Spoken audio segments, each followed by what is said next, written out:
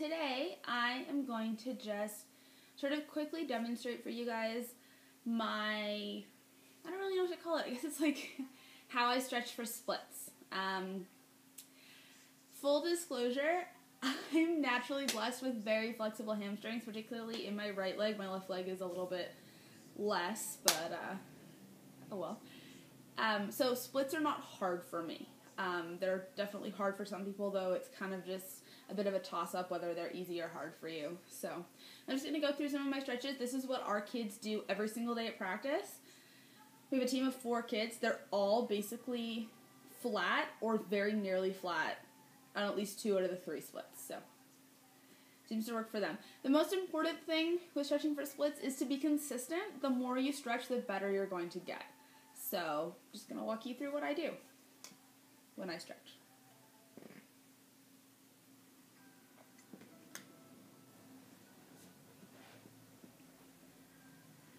The first thing we want to do is come into a lunge. It's really important that your knee doesn't come over your toes, so you don't want to look like this. If you feel like you're not getting a big enough stretch, you just need to walk your foot out a little bit more.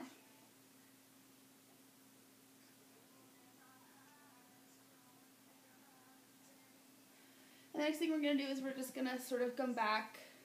I don't really know what this is called, but come back, and this is our opportunity to kind of really stretch over and stretch our hamstrings.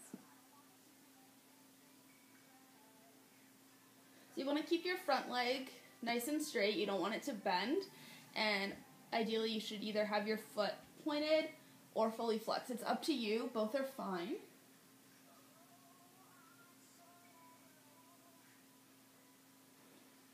And then we're going to come back into our lunge, but pull our back foot up. So this stretches the quad and our hip flexors on our back leg.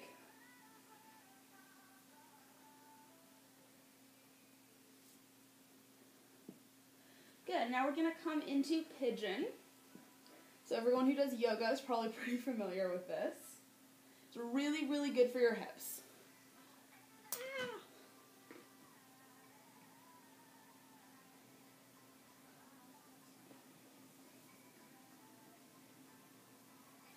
And then just like we did with the lunge, pulling our back leg in.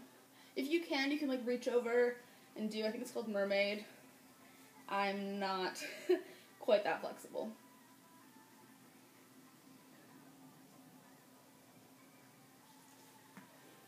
Good, so my next sort of favorite is like a single leg pike.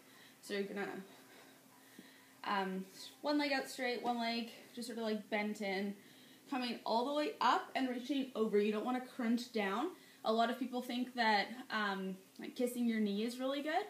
What I tell my kids is to aim for your face to go to your the top of your foot, because that prevents the rounding in the back.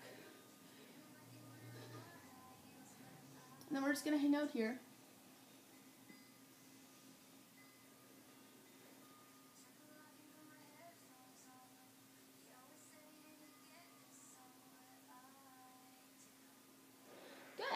So now you're pretty much ready to go. You can hold those positions for about as long as you want. I'd say maybe like 15 to 30 seconds on each leg. And then we're ready to come into our split holds. So you can practice splits even if you're not flat. You don't have to be flat to get like a benefit out of doing the splits. So how I do it is come into this position, which we were in a little bit before, and then you just want to slide out as much as you can. If you are like here, that's totally fine. That's still like practicing your splits, and you just stretch here if that's as far as you can go. Always trying to roll your hip under. That's something I have a problem with. I'm not super square. And you can sort of do lots of things while you're here. You can stretch forwards. You can bend your back leg up. You can stretch backwards. I'd recommend sort of building up the time that you spend in splits, maybe starting with 30 seconds and building up to 2 minutes. I don't find that there's a lot to be gained spending more than 2 minutes.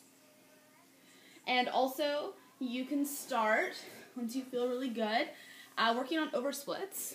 So, it's It's about in line with my arm. Bring your teensy bit closer. So, how you do this is you can put your back leg up if you want.